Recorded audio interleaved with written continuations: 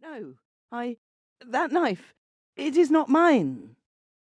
Then the police inspector said, "This morning, the merchant was found stabbed to death in his bed.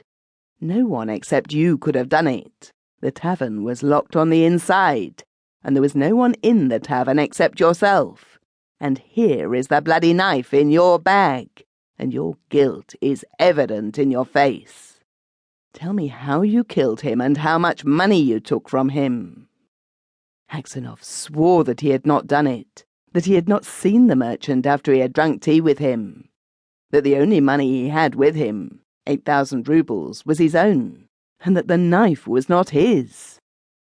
But his voice trembled, his face was pale, and he was all quivering with fright like a guilty person. The police inspector called the soldiers, commanded them to bind Aksionov and take him to the carriage.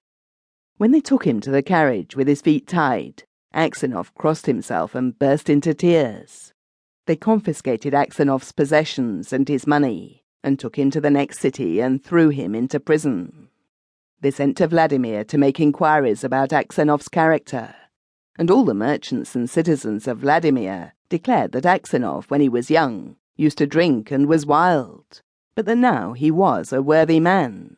Then he was brought up for judgment. He was sentenced for having killed the merchant and for having robbed him of 20,000 rubles. Aksionov's wife was dumbfounded by the event and did not know what to think. Her children were still small, and there was one at the breast.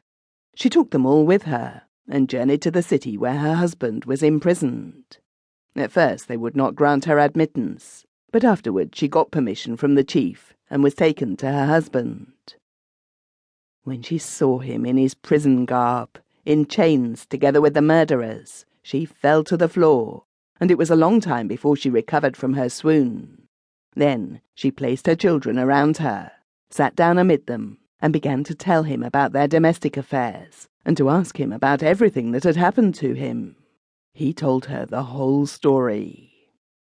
She asked, "What is to be the result of it?" He said, "We must petition the Tsar.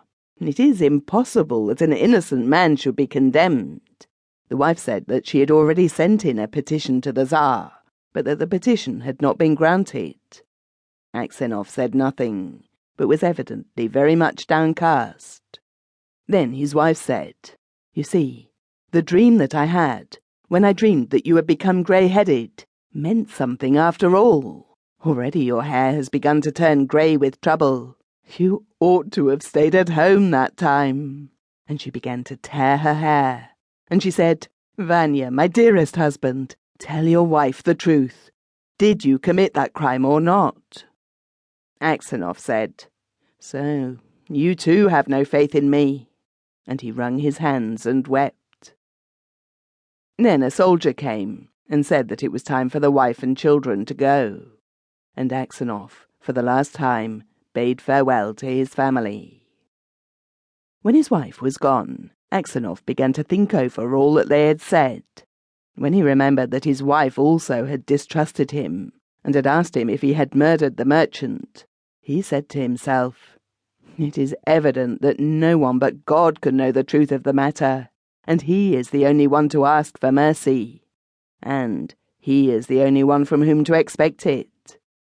And from that time, Aksionov ceased to send in petitions, ceased to hope, and only prayed to God. Aksionov was sentenced to be knouted and then to exile with hard labour. And so it was done.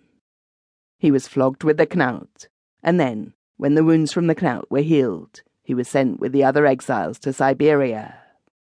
Aksionov lived 26 years in the mines.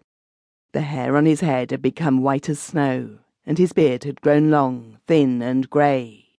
All his gaiety had vanished.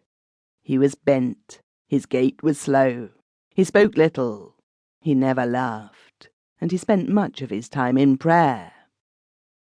Aksionov had learned while in prison to make boots, and with the money that he earned, he bought the Book of Martyrs, and used to read it when it was light enough in prison, and on holidays he would go to the prison church, read the Gospels, and sing in the choir, for his voice was still strong and good. The authorities liked Aksionov for his submissive